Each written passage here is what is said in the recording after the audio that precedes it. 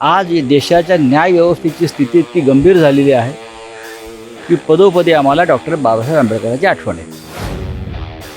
हा देश पुन्हा एकदा कोणीतरी फाळणीच्या दिशेनं, विभाजनाच्या दिशेनं ढकलताना मला दिसतो. रामनवमीच्या दिवशी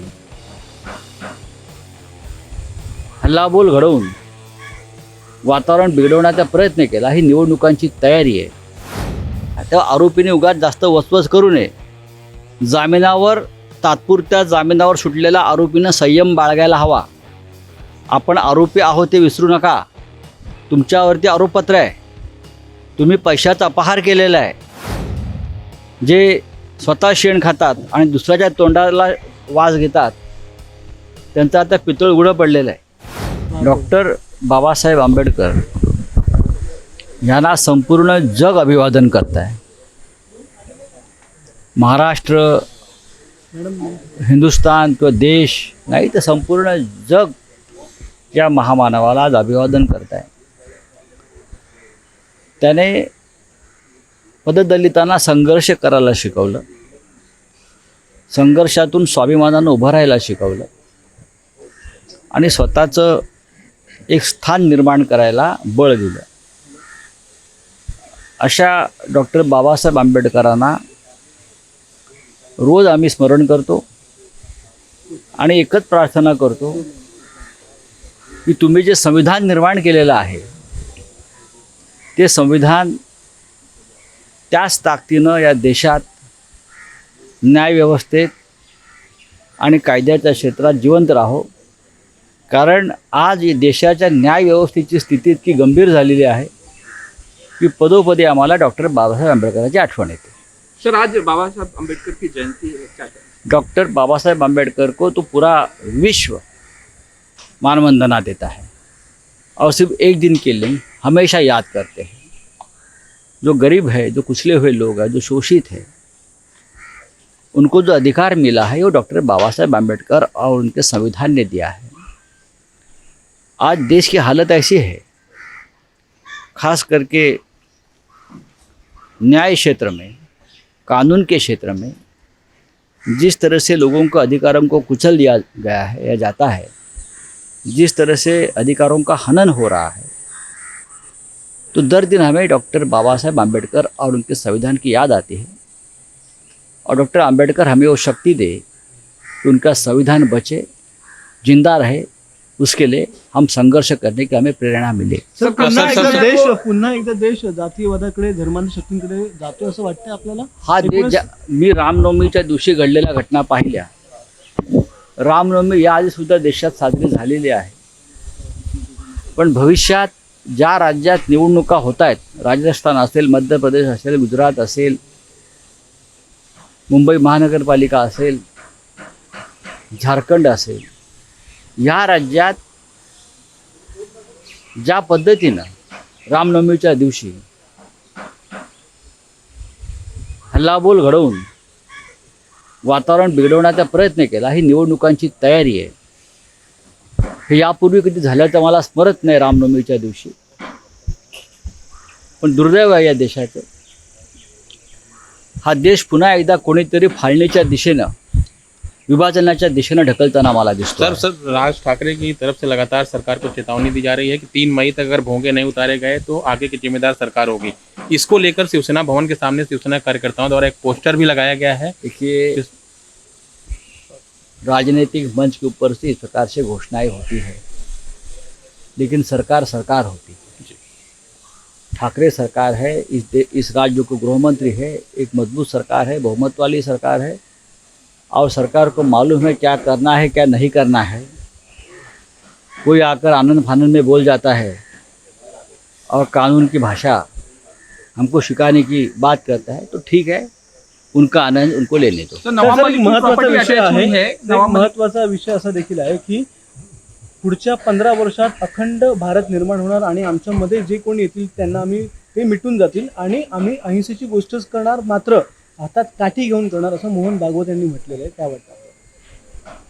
अखंड हिंदुस्थानची जर कोणाचं स्वप्न असेल तर आम्ही त्यांचं स्वागत करतो. आणि अखंड हिंदुस्थानच्या स्वप्नाला या देशातला कोणताही पक्ष विरोध करणार नाही. वारंवार 2014 साली 2019 साली याच विषयावर भारतीय जनता पक्षानं मतं मागितलेली आहेत. आधी पाकव्याप्त काश्मीर ताब्यात घ्या, मग पाकिस्तान ताब्यात घ्या आणि एक अखंड हिंदुस्थान निर्माण करा. अफगाणिस्तान घ्या. जे जे तुम्हाला असं वाटतंय की पुराण काळामध्ये हे हिंदुस्थानचाच एक भाग होता, ते तुम्हाला घ्यायचे असते, तुम्हाला कोणी थांबवलेलं नाही आहे. तुम्ही घ्यायला हवं. या देशाची इच्छा आहे, ही भावना आहे. त्याच्या आधी वीर सावरकरांना भारतरत्न द्या, कारण अखंड हिंदुस्थान हे वीर सावरकरांचं स्वप्न होतं. सर मोहन भागवत का जो अखंड हिंदुस्थान हे बाळासाहेब ठाकरेंचं स्वप्न होतं. त्याच्यामुळे तुम्ही वीर सावरकर आणि भारतरत्न आणि माननीय बाळासाहेब ठाकरे या दोघांचा आधी आभार माना की त्यांनी ही संकल्पना देशामध्ये लावली, रुजवली. आणि तुम्ही जरूर करा अखंड हिंदुस्थान. त्याच्या आधी काश्मीरी पंडितांना सुद्धा त्यांची घरवापसी सन्मानानं आणि सुरक्षितपणे होऊ द्या. मोहनराव भागवत सरसंघचालक हे आमच्यासाठी सुद्धा आदरणीय आहेत. त्यांनी जो विचार मांडलेला आहे, त्यांनी जी भूमिका मांडलेली आहे, त्याचे कौतुक करायला पाहिजे. सर हिंदी में ही जानना चाहेंगे. मोहन भागवत जी ने कहा है कि अगले 15 सालों में 15 सालों में नहीं, आप 15 दिन में कर लीजिए. सरसंघ चालक मोहन भागवत जी हमारे लिए भी आदरणीय है.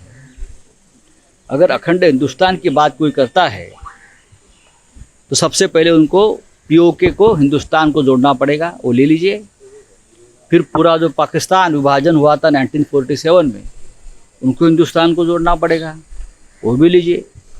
कभी कंधार तक हमारी सीमाएं थी, वो भी लीजिए. श्रीलंका भी लीजिए और एक अखंड हिंदुस्तान, एक महासत्ता बना लीजिए. किसी ने रोका नहीं है. ये देश के लिए गर्व की बात है. लेकिन 15 साल का वायदा मत करिए. 15 दिन करिए या 2 साल करिए, हम पूरा देश आपके साथ रहेंगे. लेकिन उसके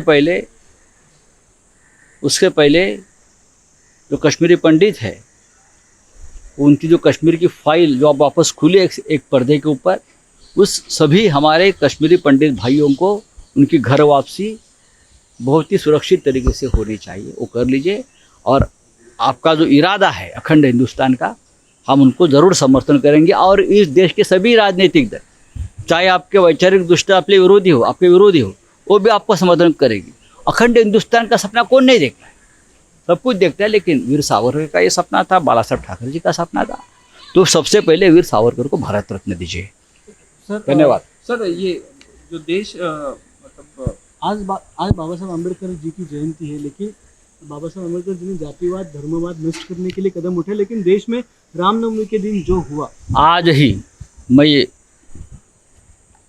देख रहा था पूरे देश में जहाँ जहाँ विधानसभा के चुनाव आने वाले हैं, चाहे राजस्थान हो, मध्य प्रदेश हो, गुजरात हो, वहाँ रामनवमी के दिन जिस तरह से दंगे भड़के हैं या भड़काए गए हैं जात और धर्म के आधार पर, मुझे लगता है ये डॉक्टर बाबा साहेब आम्बेडकर का सपना नहीं था, उनका विचार नहीं था, उनकी भूमिका नहीं थी. तो इसलिए मैं आपको कहा था, डॉक्टर आम्बेडकर की याद आती है. राजनीति के लिए जात धर्म का इस प्रकार से इतना गंदा इस्तेमाल हमारी राजनीति में और देश में कभी नहीं हुआ था. तर शेवटचा प्रश्न, किरीट सोमय्या यांना अँटिसिपेटरी बेल मिळालेली आहे. ते पुन्हा एकदा आलेले आणि त्यांनी असं म्हणते की आम्ही वाट बघत होतो, जास्तीत जास्त स्वतःला खड्डा यांनी खणलेला आहे. एक लक्षात घ्या, आरोपीला जामीन मिळाला तात्पुरता अंतरिम. आरोपी INS विक्रांतच्या पैशाचा अपहार 100% झालेला आहे. आरोपी निर्दोष सुटलेले नाहीत. आरोपी भूमिगत झाले होते, आरोपी फरार झाले होते.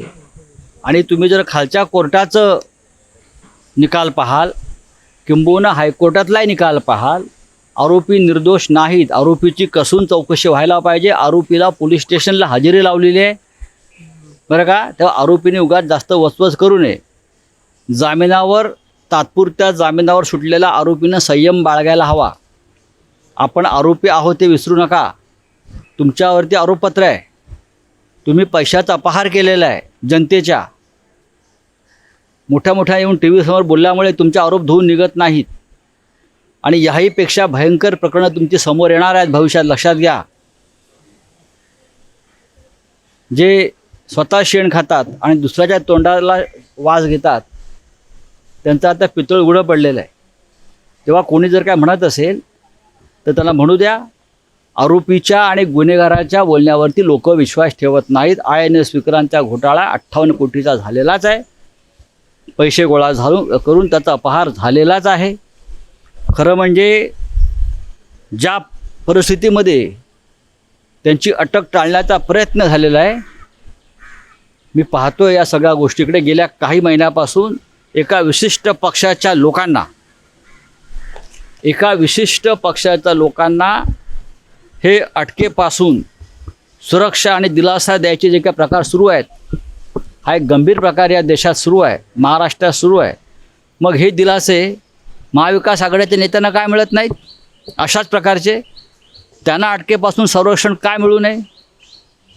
मग हे विशिष्ट एका पक्षाचे विचारांचे भूमिकांचे लोक, त्यांना अशा प्रकारे संरक्षण का मिळत आहे?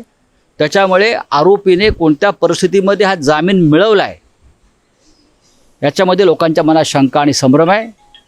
न्यायव्यवस्थेमध्ये एका विचारांचे लोक ज्या प्रकारे सध्या आहेत हे स्पष्ट दिसत आहे. शिवसेना असेल, काँग्रेस असेल, राष्ट्रवादी असेल, इतर सामान्य लोक आहेत, ते सुद्धा अशा प्रकारच्या गुन्ह्यामध्ये तुरुंगामध्ये आहेत.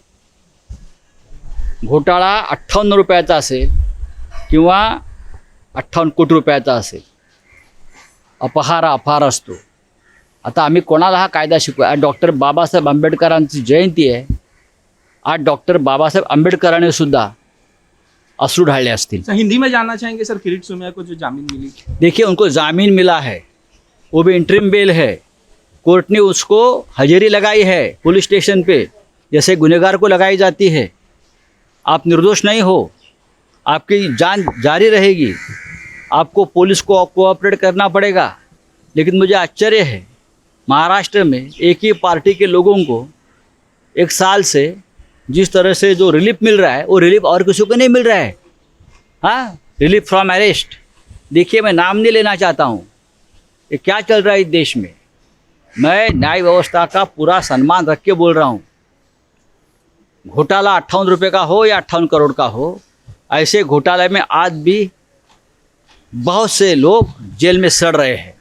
और आप किसी एक व्यक्ति, किसी एक पार्टी के है, इस व्यक्ति को आप बेल दे रहे हो.